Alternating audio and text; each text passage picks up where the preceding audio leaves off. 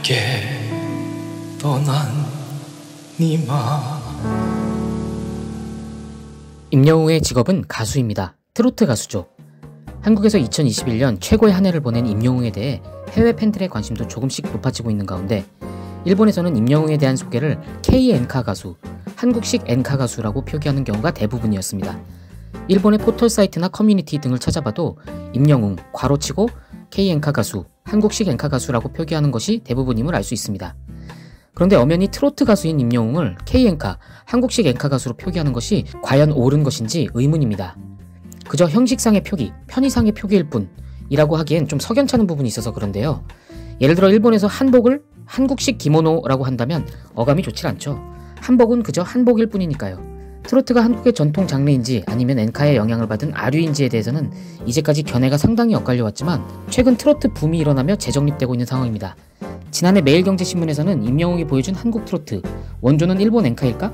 라는 기사를 낸 적이 있었는데요. 여기서 매우 의미 있는 문구가 보입니다.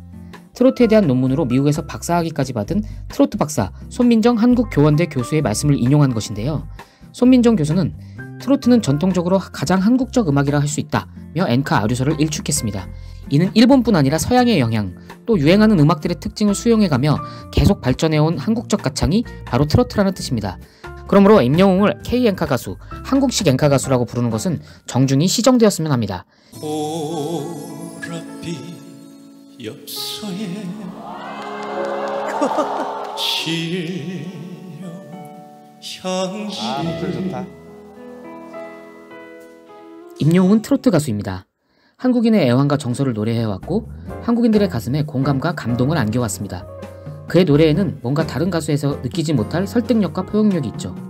전문가들도 임영웅만이 가진 한국적 정서, 깊고 뚜렷한 색깔을 높이 삼바 있습니다.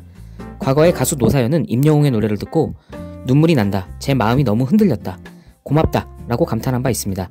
또한 작곡가 조영수는 임영웅의 무대는 듣는 사람도 한 글자 한 글자 숨죽이고 듣게 만드는 굉장히 큰 마력이 있다 라며 극찬했습니다.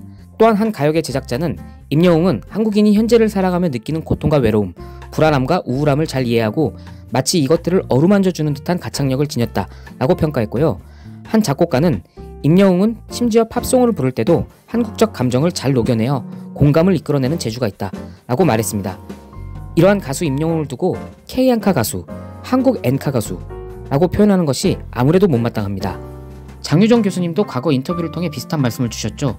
장유정 교수는 엔카와 트로트는 비슷한 시기 각각 일본과 한국에서 탄생한 대중음악이 각기 다른 갈래로 발전한 음악이라고 하며 트로트가 외세계 노래라는 편견에 시달린 건 지식인들의 엘리트의식과 한국인의 반일 감정이 더해진 결과라고 단언하셨습니다. 에세이스트 유창근님도 자신의 블로그를 통해 시원한 의견을 주셨는데요. 유창근님은 트로트는 과연 K-엔카인가? 라는 주제의 글을 통해 트로트가 일본에서부터 영향을 받았다는 것은 부정할 수는 없으나 트로트의 기원이 엔카라거나 트로트가 엔카의 아류라는 주장은 번지수를 잘못 짚어도 한참 잘못 짚은 것이라고 강조하셨습니다. 유창근님은 트로트와 엔카는 같은 기원에서 출발해 서로 밀접한 영향을 주고받았으나 끝내는 다른 길을 걷게 된 별개의 장르라고 단언하셨습니다. 한국의 아이돌 가수들이 전세계 팬들을 사로잡고 있는 가운데 아직까지 트로트 장르에서는 아시아와 남미, 서양까지 정복한 가수는 없었다고 볼 수 있죠. 임영웅님이라면 충분히 가능성이 있다고 생각합니다. 작은 표기일 뿐이지만 K-엔카 가수, 한국식 엔카 가수가 아닌 트로트 가수 임영웅 또는 그저 가수 임영웅으로 세계로 뻗어나갔으면 좋겠습니다.